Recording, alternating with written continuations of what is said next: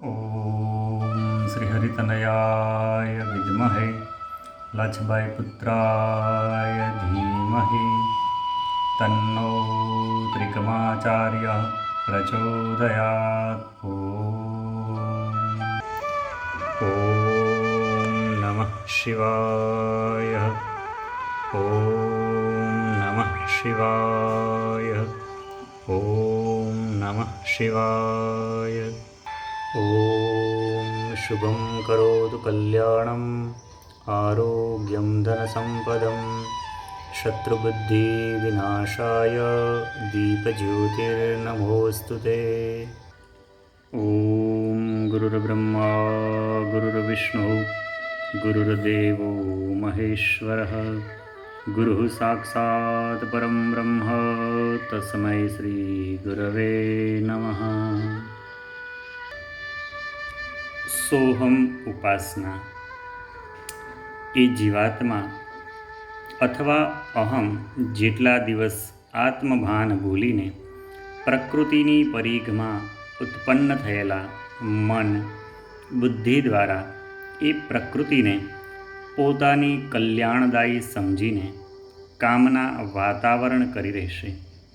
અર્થાત પ્રકૃતિના ક્ષણસ્થાયી વિષય, શબ્દ, સ્પર્શ, રૂપ, રસ, ગંધ પ્રત્યે આકૃષ્ટ થઈ અને મોહિત થઈ રહેશે. તેટલા દિવસ પર્યંત પ્રકૃતિના સ્વવંશમાં રહેલી મનમોહિની કામિનીના મૃત્યુરૂપ આલિંગન વડે આલિંગિત થઈને નિરાશા ભરેલા પ્રાણ વડે પ્રવાસ ભ્રમણમાંથી વિરત થઈ શકશે નહીં. આત્મનિવાસની બહિર્ભૂત અવસ્થાનું નામ જ પ્રવાસ ભ્રમણ. જીવનો આત્મનિવાસ તેના પ્રાણમાં છે અને પ્રવાસ એ અહમ તત્વના પ્રવાસથી પ્રવાસી જીવ પોતાને બદલે બીજાને પોતાનો માની લઈને નિવાસ કરે છે. વિષયેન્દ્રિય જનિત મન બુદ્ધિ એ જ પોતાના થઈ રહે છે. એના જ પ્રલોભનથી વિમુગ્ધ થયેલો જીવ એમનું નિવાસ સ્થાન સ્થૂળ દેહને જ પોતાનું માની લે છે. એ જ વ્યષ્ટિ જીવનું અહમ, અભિમાન અથવા અહંકાર છે. અહમપૂર્વક ક્રુ ધાતુના કર્તુવાચ્યના પ્રત્યયથી અહંકાર પદ રચાયું છે. જે મનુષ્ય હું કહે છે અથવા એવું જ વિચારે છે તેને અહંકાર કહે છે. એવો મનુષ્ય કેવળ દેહને જ ઓળખે છે અને હું આવો છું, તેવો છું, હું અમુક કાર્ય કરું છું વગેરે અહંકાર અભિમાન સૂચક વાક્ય ઉચ્ચાર કર્યા કરે છે અને આત્માને લેશ પણ ઓળખતો નથી. તેને જ અહંકારી અભિમાની કહેવામાં આવે છે. વાસ્તવિક જોતાં અહમ એ પ્રકૃતિ પણ નથી અને પુરુષ પણ નથી. પુરુષ અને પ્રકૃતિ એ બંને એકબીજાના સાનિધ્યમાં હોય તો પુરુષના ગુણ પ્રકૃતિને અસર કર્યા સિવાય રહે જ નહીં. ઉભય જો એવી અસરનો ત્યાગ કરે અને તેને સ્વતંત્ર રીતે પોતાના અસ્તિત્વનું જ્ઞાન થાય ત્યારે જ તેને અહમ કહેવામાં આવે છે. શ્રીમદ ભાગવતના 3 સ્કંદમાં કહ્યું છે કે મહત્તસ્તુ વિકૃણાદ રજઃ સત્વોપબૃંહિતાત તમઃ પ્રધાના સત્વ ભવદ દ્રવ્યજ્ઞાન ક્રિયાત્મકઃ સોહંકાર ઇતિ પ્રોક્તઃ વિકુર્વન સ્વયમુત્રિધા. અર્થાત પ્રકૃતિ પુરુષના સંબંધજનિત મહત્તત્વ દ્વારા રજોગુણ સત્વગુણના આલોડનથી, તમઃ સત્વ રજોગુણના ક્રમિક પ્રાધાન્યથી જે દ્રવ્ય જ્ઞાન ક્રિયાત્મક પદાર્થની ઉત્પત્તિ થાય છે તે જ અહમ તત્વ કહેવાય છે. વિકાર વૈચિત્ર્યથી તે 3 પ્રકારે વિભક્ત થાય છે. મહત્તત્વાદ વિકુર્ણાદહમ તત્વં યજાયતઃ વૈકારિકસ્તેજસશ્ચ તામશ્ચેત્યહમ ત્રિધા. શ્રીમદ્ભાગવત ત્રીજો સ્કંદ. અર્થાત પ્રકૃતિ અને પુરુષના વિલક્ષણ સંબંધને લીધે ઉત્પન્ન થાય એ કામ તત્વ દ્વારા અહમ તત્વ ઉત્પન્ન થયું છે. એ અહમ તત્વ વૈકારિક, તૈજસ અને તામસ એવા 3 પ્રકારનું છે. શ્રીમદ્ ભાગવતના સર્વ કથન દ્વારા સાધારણ રીતે જે સમજી શકાય છે તેનું વર્ણન ઉપર કહેવામાં આવ્યું છે. પરંતુ સાધકો માટે તેમના સાધન ક્ષેત્રમાં અહમ તત્વનું એ જ્ઞાન ગૌણ ભાવે ઉપયોગી હોવા છતાં મુખ્ય ભાવે સાધનમાં કાર્યશીલ નથી. બાલ્ય અવસ્થાથી જ સાંભળીએ છીએ અને પુસ્તકોમાં પણ વાંચીને આપણે જાણી શક્યા છીએ કે અસત્ય બોલવું નહીં, કહ્યા વગર પારકું દ્રવ્ય લેવાથી તે ચોરી કહેવાય છે. ચોરી કરવી એ મહાપાપ છે. આ પ્રમાણે વાંચવા જાણવા છતાં જીવનમાં જે બોધ વચનોનું પાલન કરવું અશક્ય, અસંભવિત છે. તે માટે આપણી ઈચ્છા હોય છતાં પણ કર્મક્ષેત્રમાં તે કામ કર્યા વગર રહેતા નથી. મિથ્યા ભાષણ અને ચોરી થઈ જ જાય છે. એ અહમ ભાવને આપણે ગમે તેટલા અનર્થનું મૂળ જાણવા અને સમજવા છતાં તે અહમ આપણને કર્મ પ્રવાહમાં લીલ ખેંચાતી હોય તેમ રાત દિવસ આપણને ખેંચી જાય છે. એ પ્રવાહમાં તણાતા આપણને આશ્રય નહીં મળવાથી કોઈ વખત ડૂબી જઈએ અને કોઈ વખત ઉપર આવી જઈએ છીએ. તેથી જ કહેવામાં આવે છે કે સાધકે પ્રથમ અહમનું યથાર્થ સ્વરૂપ સમજી લેવું જોઈએ અને પછી તેનો ત્યાગ કરી સોહમ ઉપાસના શ્રેષ્ઠ કર્મક્ષેત્ર માટે અધિકારી થઈ નિશ્ચિંત ચિત્તે આત્મ સાક્ષાત્કારના કાર્યમાં સ્વયં હું તે જ આત્મા ઈશ્વર છું એવી દૃઢ ભાવના કરી શ્રી ગુરુ કૃપાથી ભવસાગર પાર તરી જવું જોઈએ. અહમનો પરાજય કરવો જોઈએ. શુદ્ધ સત્વગુણી થવું જોઈએ. કામ, ક્રોધ, લોભ, મોહ વગેરે ષડરીપુઓ પર વિજય મેળવવો જોઈએ. અનેકવિધ સોહમના જાપમાં તેના અર્થમાં ચિત્તવૃત્તિને પરોવવી જોઈએ.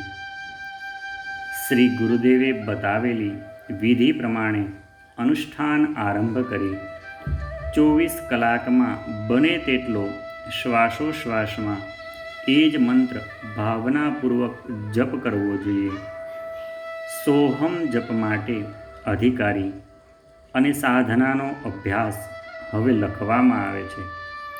તંત્રશાસ્ત્રમાં શિવ ભગવાને કહ્યું કે અથાતઃ શૃણુ દેવેશી તત્વં યનમતે તતઃ પરમ અહમ નામ મહાભાગે જીવભોગાર્થ સાધનમ ઓમેતિ પ્રકૃતે સ્થાનશેષભાગમ અધિષ્ઠિતમ મહત્તસ્તુ સમુત્પન્નમ દ્રવ્યજ્ઞાનમ ક્રિયાત્મકમ કામરૂપ્ય બૃહન્નીલતંત્ર. અર્થાત શંકર ભગવાન કહે છે કે હે દેવેશી પાર્વતી, ત્યાર પછી મહત નામક અહમ તત્વ પછીના તત્વની કથા સાંભળો. મહત તત્વમાંથી ઉત્પન્ન થયેલું દ્રવ્ય જ્ઞાન ક્રિયાત્મક અહમ તત્વ છે. પ્રકૃતિના પ્રણવ અથવા ઓમકારાકૃતિના ક્ષેત્રમાં અંતભાગમાં અર્થાત નીચલા સ્તરનું તે અહમ તત્વ અધિષ્ઠાતા છે. દૃશ્યમાન વિશ્વના જે કંઈ પદાર્થો આપણા જોવામાં અને વિચારવામાં આવે છે તે સર્વ અથવા 14 લોક સહિતનું વિશ્વ બ્રહ્માંડ તે પરમ પુરુષની શક્તિ અથવા પ્રજ્ઞાત્મા પ્રાણની ગતિને લીધે જ ઉત્પત્તિ, સ્થિતિ અને પ્રલય થયા કરે છે. તેમાં બ્રહ્મથી હિરણ્યગર્ભ પર્યંત જે અતિ સૂક્ષ્મથી પણ સૂક્ષ્મ સૃષ્ટિ રહસ્ય છે એ માત્ર પ્રકૃતિના તત્વના ઉપાદાનથી જ થાય છે.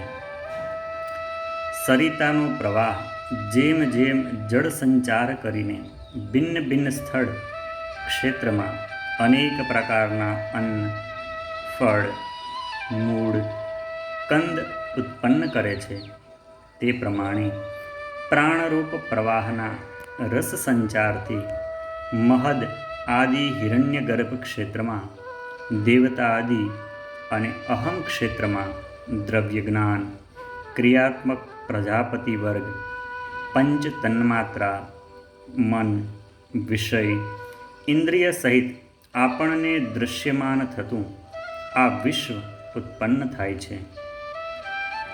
પ્રાણના એ પ્રવાહનું નામ પ્રણવ છે. સમષ્ટિ વિશ્વ બ્રહ્માંડના પ્રાણ પ્રવાહમાં એ પ્રણવ ગતિશીલ છે.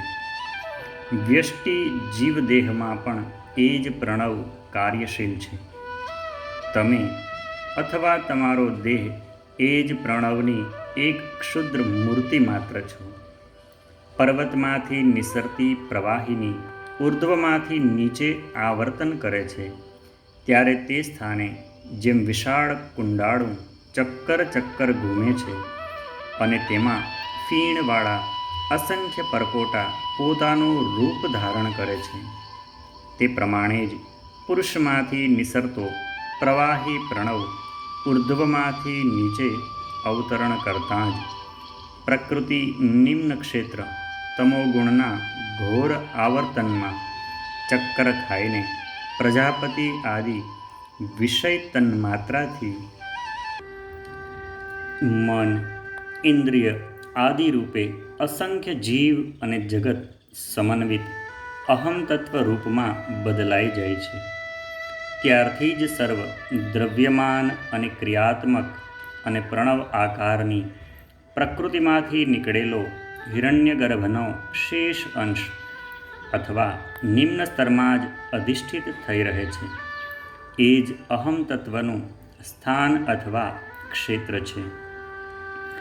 આ પ્રમાણે અહમ તત્વ દ્વારા પુરુષમાં જે એક પ્રકારનું અભિમાન ઉત્પન્ન થાય છે, તે અભિમાનનો વિષય લઈને જ જ્ઞાન એ પુરુષને કાર્ય કરવા માટે ઉત્સાહિત કરે છે. તેથી જ બ્રહ્મા સૃષ્ટિ ઉત્પન્ન કરવાના અભિમાનથી અહમ સૃષ્ટા, હું સૃષ્ટિકર્તા છું, એવા જ્ઞાનયુક્ત થાય છે અને તેથી જ બ્રહ્મા સૃષ્ટિ કાર્ય શરૂ કરવા માટે પ્રથમ પ્રજાપતિ લોકની સૃષ્ટિ કરે છે. એ પ્રજાપતિ લોકો અહમના ક્ષેત્રમાંથી ઉત્પન્ન થયેલા મનુ વગેરે પ્રજાપતિનું આદ્ય નિવાસ સ્થાન અને તેમના કાર્યને અનુરૂપ એ ક્ષેત્રનું નામ પ્રજાપતિ લોક કહેવાય છે. પ્રજાપતિ શબ્દનો અર્થ શાસ્ત્રમાં આ પ્રમાણે છે: જनको જન્મદાતાશ્ચ રક્ષણાત પિતા નૃણાં તતો વિસ્તીર્ણકરણાત કલયા સહ પ્રજાપતિ. અર્થાત જન્મદાન આપવાથી તેને જનક કહેવામાં આવે છે. લોકોનું પાલન કરવાથી તેને પિતા કહેવામાં આવે છે. જે જન્મદાન આપીને અને પાલન કરીને પુત્રાદિની વિસ્તૃતિ વિધાન કરે છે તેનું નામ પ્રજાપતિ. વિરાટ અહમ ક્ષેત્રના રાજા બ્રહ્મા અને વિષ્ણુ તથા મહેશ્વર, રાજભ્રાતા મનુ અને પ્રજાપતિ વર્ગ એ રાજપુત્ર બ્રહ્માણી, વૈષ્ણવી અને રુદ્રાણી એ રાજરાણી. અહંકારને વિકાર પ્રાપ્ત થતાં તેજસ, તામસ અવસ્થામાંથી ઉત્પન્ન થયેલું મન, બુદ્ધિ અને ઇન્દ્રિય વર્ગ સહિત તન્માત્રા વગેરે પ્રજાવર્ગ છે. એ પ્રજાવર્ગને લઈને જ વિરાટ અહમ ક્ષેત્રની રાજધાની હિરણ્યગર્ભ એ રાજ્યનું ઉત્પન્ન ધન ભગવત જ્ઞાન અને પ્રેમ છે. જ્ઞાન અને પ્રેમ પ્રાપ્તિની આશામાં જીવ પોતાનું સ્વધામ ત્યાગ કરીને અહમ તત્વરૂપ પ્રવાસ કરીને વ્યાપાર કરવા આવતા એ જ અહમ ક્ષેત્રના પ્રજાવર્ગ દ્વારા અપમાનિત થાય છે. કારણ કે અહમના તાબાના ક્ષેત્ર સોહમમાં જીવને પ્રવેશ કરવાનો અધિકાર નથી. તેથી જ તેને વંચિત રહેવું પડે છે. મન, બુદ્ધિ અને વિષયેન્દ્રિય આદિ વિષય ગ્રહણ કર્યા સિવાય પોતે સ્વતંત્રપણે પોતાના ઇષ્ટ ક્ષેત્રમાં નિવાસ કરવા શક્તિમાન થઈ શકે તો જ તેને તે જ્ઞાન અને પ્રેમ ધન પ્રાપ્ત થવાનો સંભવ છે. એવી સ્વતંત્ર રીતે પોતાના ઇષ્ટ ક્ષેત્રમાં નિવાસ કરવાથી અર્થાત સોહમરૂપી જીવને અહમ તત્વમાંથી દૂર કરીને અહમ તત્વમાંથી ઉત્પન્ન થયેલા પ્રજાપતિ વર્ગનો બરાબર પરિચય પ્રાપ્ત કરીને તેનાથી સ્વતંત્ર અને સોહમની ધારણા કરવી જોઈએ.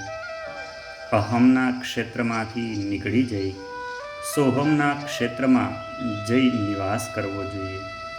અર્થાત અહમનો સર્વ રીતે ત્યાગ કરી સોહમરૂપ તે જ આત્મા પરમાત્મા ઈશ્વર હું જ છું એવી દૃઢ ભાવના કરવી જોઈએ. તો જ તે સાધક જીવમાંથી શિવ અને અહમમાંથી સોહમ થઈ જાય જન્મ મરણથી રહિત થઈ મોક્ષ પ્રાપ્ત કરે છે. 24 તત્વની સમષ્ટિમાં જે જીવાત્મા રહે છે તેનું નામ જ અહંકાર છે. પ્રાણાત્મા એ જીવાત્માથી જુદો પડીને હૃદય ગુહામાં નિવાસ કરે છે. પ્રકાશમાં રહેલી સર્વ વસ્તુ પર જેમ તેનો પ્રકાશ પડે છે અને તેના છેલ્લા વિભાગમાં જેમ અંધકાર રહે છે તે પ્રમાણે પ્રાણાત્માના પ્રકાશથી અંતરેન્દ્રિય આદિ પ્રકાશિત થઈ રહે છે. એ પ્રકાશ સુષુમ્ણાના અભ્યંતરમાં રહે છે. સુષુમ્ણાના છેવટના ભાગમાં અર્થાત મૂલાધાર પદ્મમાં જીવાત્માનો નિવાસ છે. ત્યાર પછીના ભાગમાં અંધકાર હોય છે. જીવનું મન જ્યાં સુધી એ અંધકારનો ભેદ કરીને અર્થાત મૂલાધાર ચક્રનો ભેદ કરીને સુષુમ્ણામાં પ્રવેશ કરશે નહીં ત્યાં સુધી તો પ્રાણાત્મા અને બ્રહ્મની પ્રાપ્તિ થઈ શકતી નથી. ઇન્દ્રિયાદિ પણ વિષયાદિની તન્માત્રા સહિત સુષુમ્ણા એ જ વિરાટ પુરુષ સમન્વિત વિશેષ અંડ છે. એ અંડના બાહ્ય પ્રદેશમાં સમષ્ટિ સૃષ્ટિ સમન્વિત સ્થૂલ દેહ છે. એ સ્થૂલ દેહ જીવાત્માના અહંકાર દ્વારા જ ઉત્પન્ન થયો છે. સુષુમ્ણા એ દિવ્ય પ્રતિભામંડિત ખાસ હિરણ્યમય પાત્ર છે અને હિરણ્યમય પાત્રનું આવરણ એ આપણો સ્થૂલ દેહ અથવા અહમ તત્વ છે. જીવાત્મા જ્યારે તેની સુષુમ્ણામાં એ જ હિરણ્યમય પાત્રમાં પ્રવેશ કરે છે ત્યારે તેને સોહમ કહે છે અને અહંકાર તત્વમાં સ્થૂલ દેહસ્થ હોવાથી એ હંસ નામથી પરિચિત છે. એ જ હંસરૂપ જીવાત્માની ગતિને તેના સ્થૂલ દેહમાંથી ફેરવીને સુષુમ્ણાના મધ્યમાં હિરણ્યમય પાત્રમાં લઈ જવી એનું નામ સોહમ સાધના છે. અને એ જ જીવાત્માનું પોતાનું આદ્ય ક્ષેત્ર આદ્ય નિવાસ સ્થાન છે અને એ જ તેની સ્વાભાવિક અવસ્થા છે.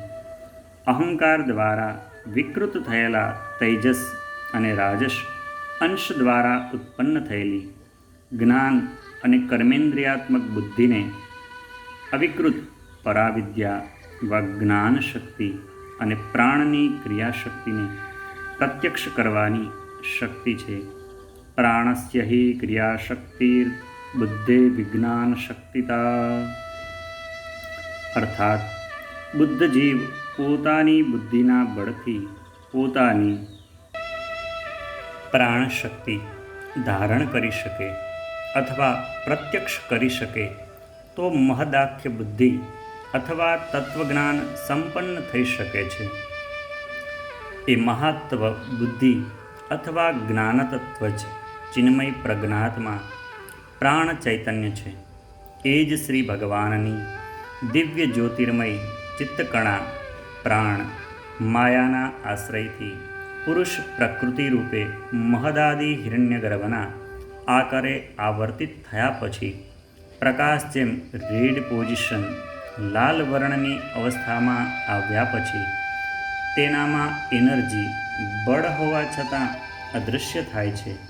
તે પ્રમાણે એ પ્રજ્ઞાત્મા પ્રાણની દિવ્ય જ્યોતિ અને તેના હિરણ્યગર્ભસ્થ રજોગુણની અવસ્થામાં આવ્યા પછી તેનામાં બળ અથવા ગતિ હોવા છતાં પણ અદૃશ્ય થઈને અહંકારાત્મક બુદ્ધિ, મન, ઇન્દ્રિય આદિ નામથી પ્રસિદ્ધ થાય છે. એમ થવાથી તેના પ્રાણની દિવ્ય જ્યોતિ અને ગતિ સંપન્ન પ્રથમ અવસ્થાને સોહમ અને તેનાથી વિપરીત અવસ્થાને જ્યોતિના અભાવથી માત્ર ગતિયુક્ત દ્વિતીય અવસ્થાને અહમ કહે છે. એ અહંકારાત્મક ગતિનું નામ હંસ સોહમમાંનો સકાર વિપરીત અવસ્થામાં અવસ્થિત થઈને અર્થાત આગળ રહેલો સકાર પાછળ જતાં જ હંસઃ થાય છે. એ જ અપરા અથવા અવિદ્યાના ક્ષેત્રમાં સોહમરૂપી જીવની વિકૃત અથવા વિપરીત અવસ્થામાં અધર્મ અથવા અજ્ઞાનાવસ્થા કહેવાય છે. એ અવસ્થામાં પ્રાણ એ જ ગતિ તે હંસ નામક શ્વાસ પ્રશ્વાસ છે. પ્રાણ જ્યોતિની અંત અવસ્થા દ્વારા એ ગતિનો આરંભ થાય છે. ગતિ અને જ્યોતિર્મય પ્રથમ અવસ્થા છે તે જ હિરણ્યગર્ભ. હૃદયથી નાભિ પ્રદેશ પર્યંત એ હિરણ્ય પાત્ર સ્થિત છે. એ પ્રદેશ જ તેનું સ્થાન છે.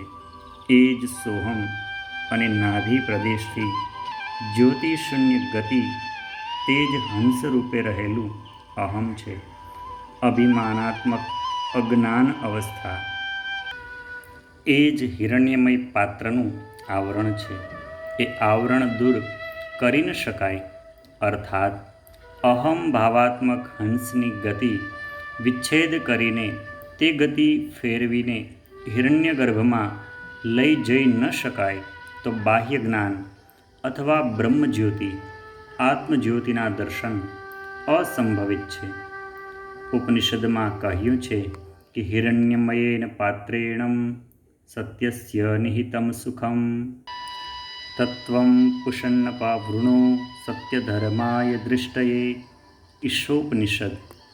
અર્થાત હે જગત પોષક જ્યોતિર્મય પાત્ર દ્વારા તે બ્રહ્મની પ્રાપ્તિનો માર્ગ આચ્છાદિત થઈ રહ્યો છે. અમારી સત્યરૂપી આરાધના દ્વારા અને સત્ય ધર્મની સેવા દ્વારા હું સત્ય ધર્મપરાયણ થયો છું. તેથી જ કર્મ દ્વારા હું સત્ય અને આત્મ સ્વરૂપ તમારું રૂપ જોવા સમર્થ થાઉં તેવી અને બ્રહ્મ પ્રાપ્તિના માર્ગનું તે હિરણ્યમય આચ્છાદન પાત્ર ખુલ્લું કરો. સાધક, તમારા હૃદય પ્રદેશસ્થ દિવ્ય જ્યોતિર્મય હિરણ્યમય પાત્રનું આવરણ તમારી નાભિ પ્રદેશમાં રહેલું અજ્ઞાન અથવા અહમ અથવા હંસ છે. એ અહમ અથવા હંસ એ જ તમારા પ્રાણની ક્રિયાશક્તિ છે. તમારા હંસ અથવા શ્વાસ પ્રશ્વાસને તમે પ્રત્યક્ષ કરવા શક્તિમાન છો. જ્ઞાન અને કર્મેન્દ્રિય દ્વારા એ અહમરૂપી શ્વાસ પ્રશ્વાસને તેની ગતિનો વિચ્છેદ કરીને તેને સ્થિર કરી શકાય તો તે જ તમને સત્ય ધર્મની સેવા માટે સત્ય ધર્મપરાયણ કરી શકશે. અર્થાત શ્વાસ પ્રશ્વાસની ગતિ વિચ્છેદ થવાથી ચિત્તની જે સ્થિર અવસ્થા થશે તે જ સોહમ રૂપે તમને બદલી નાખશે, તમને સોહમ રૂપ બનાવી દેશે અને એ અવસ્થા થતાં જ તમારા બરડાની કરોડ મેરુદંડરૂપી સેતુના અવલંબનથી પ્રણવનો ઉદ્ધાર કરી શકાશે. એ જ પ્રણવ ધનુષ્યમાં તમારી વૈકારિક અને તેજસ અહંકારમાંથી ઉત્પન્ન થયેલી મન, બુદ્ધિ અને અહમ આદિ ત્રિગુણાત્મક રજ્જુ દ્વારા ગાયત્રી આદિ મંત્રરૂપ આત્મશરની યોજના કરી શકાય તો જ હિરણ્યમય પાત્રનું આવરણ સત્વર ખુલી જાય, અર્થાત આવરણ દૂર થઈ જાય. સૂર્યના કિરણો જેમ ભુવઃ અથવા અંતરિક્ષ માર્ગે થઈને પૃથ્વી પર પડીને રસ, આકર્ષણ અને નદી સરોવર માર્ગે થઈને પ્રવાહનો સંચાર કરે છે, તે પ્રમાણે તમારી પ્રાણ જ્યોતિ પણ ભુવઃ અથવા સ્વાધિષ્ઠાન પદ્મચક્રને માર્ગે મૂલાધાર પદ્મમાં પડીને જીવ હંસનું આકર્ષણ અને ઈડા પિંગલા નાડીને માર્ગે હંસ અથવા શ્વાસ પ્રશ્વાસનો પ્રવાહ સંચાર કરે છે. એ જ પ્રણવનો નીચેનો અંશ છે. એ નીચેના અંશમાં અહમરૂપ હંસ નિવાસ કરીને જીવના વિષય ભોગ સંપન્ન કરે છે. અહમ નામ મહાભાગે જીવે ભોગ્યર્થ સાધનમ ઓમ ઇતિ પ્રકૃતિસ્થાનમ શેષભોગમ અધિષ્ઠિતમ. અહમ તત્વ અથવા હંસ એ પ્રકૃતિના પ્રણવ અથવા મૂળ ઓમકારાકૃતિ ક્ષેત્રના અંતભાગમાં અર્થાત નિમ્ન સ્થાનનો અધિષ્ઠાતા છે. એ જ જીવની સર્વભોગ્ય વસ્તુઓ ઉત્પન્ન કરી મેળવી આપે છે. અહમ તત્વમાંથી જ મન, જ્ઞાન, કર્મેન્દ્રિય અને વિષય તન્માત્રા અને ભૂત પ્રપંચ ઉત્પન્ન થઈને જીવનું સ્થૂલ દેહ ગઠિત થયું છે. તમારા વ્યષ્ટિ સ્થૂલ દેહમાં મણિપુર ચક્રમાંથી સ્વાધિષ્ઠાન અને મૂલાધારને માર્ગે ઉદરના નીચલા ભાગમાં થઈને નાભી પર્યંત પ્રણવ અથવા ઓમકારના નીચેના અંશની ક્રિયા સંપન્ન થાય છે. પ્રાણના મેરુમાર્ગમાં મૂલાધાર પર્યંત ગતિ અને જ્યોતિ ધર્મપૂર્વક જે આકર્ષણ રહ્યું છે તે જ્યોતિ શૂન્ય ગતિ સ્વરૂપે મૂલાધાર ચક્રમાંથી નાભી પર્યંત આવજા કરે છે. તેનું નામ હંસ અથવા શ્વાસ પ્રશ્વાસ કહેવાય છે.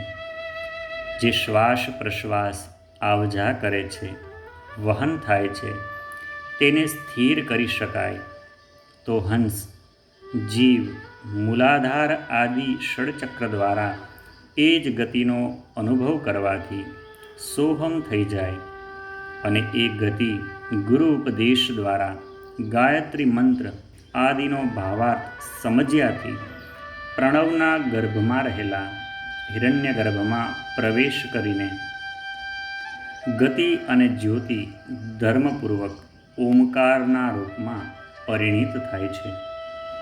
તંત્રસાર ગ્રંથમાં લખ્યું છે કે બિંદુ અને વિસર્ગ એ પુરુષ અને પ્રકૃતિ સ્વરૂપ છે. એ પુરુષ પ્રકૃતિમાંથી બિંદુ અને વિસર્ગનું પરિણામ પુરુષ પ્રકૃતિ નામક હંસ ઉત્પન્ન થયું છે.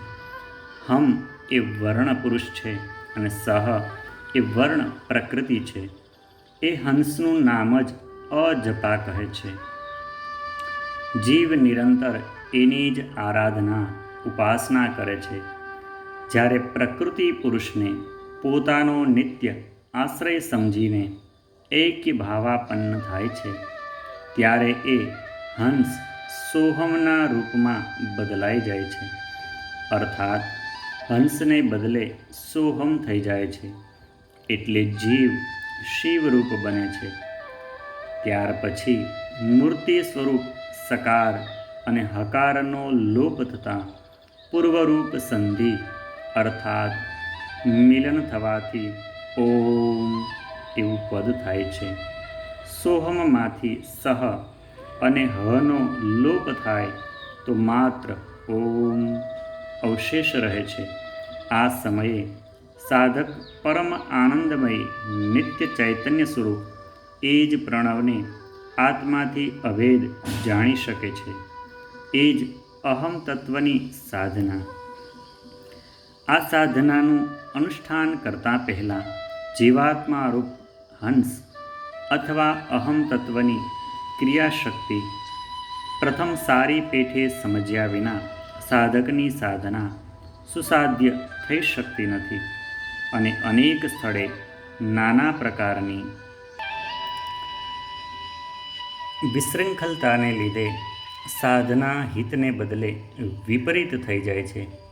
ભસ્ત્રિકા યંત્ર લુહારની ધમણમાં જેમ એક પ્રકારનું આકર્ષણાત્મક બળ હાથ વડે યંત્ર ચલાવવાથી તેના ગર્ભમાં ધમણની અંદરના ભાગમાં વાયુ પ્રવેશ કરે છે, તે પ્રમાણે જીવના અથવા હૃદય પદ્મસ્થ દીપકલિકાના પ્રાણાત્મા દ્વારા એક પ્રકારનું આકર્ષણાત્મક બળ મૂલાધાર દ્વારા પેટના નીચેના ભાગમાં થઈને નાભિના અવલંબનથી ફેફસામાં પ્રવેશ કરીને બાહ્ય પ્રદેશમાંથી વાયુ શરીરમાં આકર્ષી લાવે છે.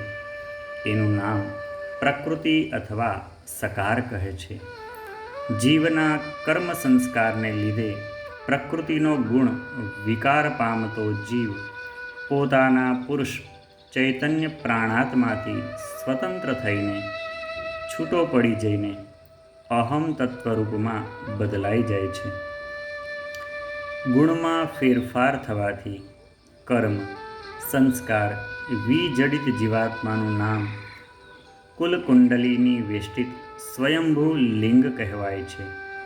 ઉપનિષદ, દર્શન આદિ શાસ્ત્રોમાં એ અવસ્થા અહમ તત્વ નામથી ઓળખાય છે.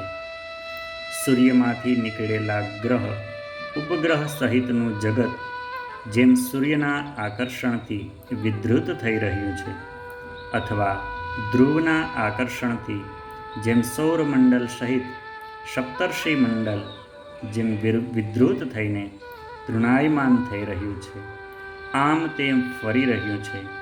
તે પ્રમાણે પ્રાણાત્મા દ્વારા ઇન્દ્રિયાદિ સહિત જીવાત્મા નિસરીને પ્રાણના આકર્ષણથી જ વિધૃત થઈ રહ્યો છે.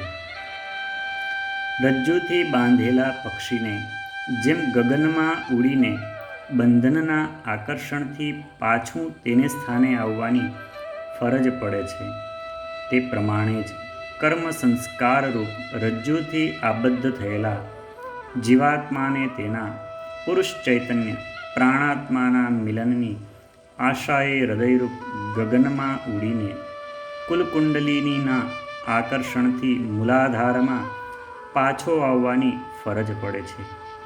એ કારણને લીધે જ આકર્ષણાત્મક અવસ્થાનું નામ પ્રકૃતિસ્તુ સહ પ્રાણાત્માનું જીવાત્મા પ્રત્યે આકર્ષણ થતું હોવાથી જીવાત્મા તેને મળવાની આશાથી ફૂલ અથવા ગૃહસ્થાન છોડી બહાર નીકળે છે. અર્થાત હિરણ્યમયેન પાત્રેણ સત્યસ્યાદિહિતં મુખં તતત્વં વિષન્નપાવૃણો સત્યધર્માય દૃષ્ટયે. ઈશોપનિષદ. જીવનું ધામ હિરણ્યમય પાત્રમાં જ છે. એ પાત્ર હંસ અર્થાત અહમ તત્વ માયા દ્વારા આચ્છાદિત થઈ રહ્યું છે. જીવ પોતાના હંસને સોહમ અવસ્થામાં સ્થિર અને સુષુમ્ણા નાડીમાં પ્રવેશ કરાવી શકે તો તેની આરાધના રૂપ સત્ય ધર્મપરાયણ થઈ શકે.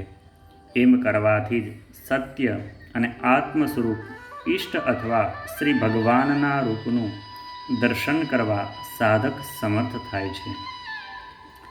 પ્રત્યેક જીવમાં તેના હિરણ્યમય પાત્ર પર અહમ તત્વનું આચ્છાદન છે.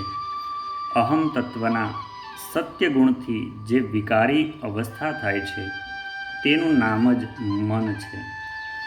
અને એ મન દ્વારા જ હંસ અથવા શ્વાસ પ્રશ્વાસની ગતિ, વિચ્છેદ આદિ સાધનનું અનુષ્ઠાન પરિપૂર્ણ કરી શકાય છે.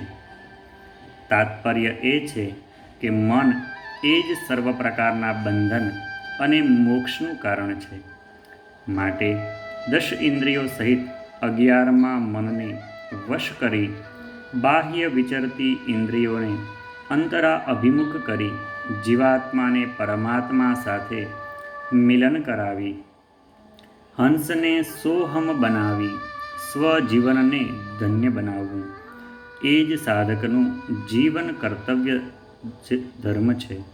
શ્રી કૃષ્ણચંદ્રે ગીતાજીમાં કહ્યું છે કે અસંશયમ મહાબાહો મનો દુર્નિગ્રહચલમ અભ્યાસેન તુ કૌંતેય વૈરાગ્યેણ ચ ગૃહ્યતે યતો યતો નિશ્ચરતિ મન ચંચલમ અસ્થિરમ તત તતસ્તો નિત્યમ યે તદાત્મન્યેવ વશમ નયેત. અર્થાત, હે મહાબાહો, મન દુર્નિગ્રહ વશ ન થાય એવું અને ચંચળ છે એમાં સંશય નથી. પરંતુ હે કૌંતેય, યોગાભ્યાસ દ્વારા અને તેમાંથી ઉત્પન્ન થતા વૈરાગ્ય દ્વારા મનને વશ કરી શકાય છે. મન એ સ્વાભાવિક રીતે જ ચંચળ સ્વભાવનું છે અને તે વિષયો પ્રત્યે દોડે છે. છતાં તે જે વિષયો પ્રત્યે દોડે તે વિષયો પ્રત્યેથી તેને પાછું ફેરવી આત્મામાં સ્થિર કરજે. સાધક, તમે પ્રતિજ્ઞા કરો કે તમારે તમારા મનને સંસારના વિષય ભોગમાંથી પાછું ફેરવવું છે અને તેને આત્મામાં સ્થિર કરવું છે. જેવી પ્રતિજ્ઞા લઈ સોહમની ઉપાસના કરશો તો જ તેમાં તમને સફળતા પ્રાપ્ત થશે. સંસારની માયા અને બ્રહ્મ એ બંને ભિન્ન છે. તમારી ઈચ્છા હોય તો માયામાં રચીપચી રહીને સંસારના અનેક પ્રકારના વિષય ભોગ ભોગવી ક્લેશ, કંકાસ અને સુખ દુઃખમાં જીવન વ્યતીત કરો, અથવા પરબ્રહ્મ પરમાત્માને પ્રાપ્ત કરવા હોય, તેમના શુભ દર્શનની જ ઈચ્છા હોય તો નિત્ય થોડો યોગાભ્યાસ કરીને ચંચળ મનને વશ કરો, ભોગવિલાસનો ત્યાગ કરો અને જીવનનું ધ્યેય સોહમ પરબ્રહ્મ પ્રાપ્તિ તેને મેળવો. હરિ ઓમ તત્સત. ઓમ ભૂર્ભુવઃ સ્વઃ ઓમ તત્સવિતુર્વરેણ્યં ભર્ગો દેવસ્ય ધીમહિ ધિયો યો નઃ પ્રચોદયાત. ઓમ ભૂર્ભુવઃ સ્વઃ ઓમ તત્સવિતુર્વરેણ્યં ભર્ગો દેવસ્ય ધીમહિ ધિયો યો નઃ પ્રચોદયાત. ઓમ શ્રી હરિતનયાય વિદ્મહે લાછબાઈ પુત્રાય ધીમહિ તન્નો ત્રિકમાચાર્ય પ્રચોદયાત. ઓમ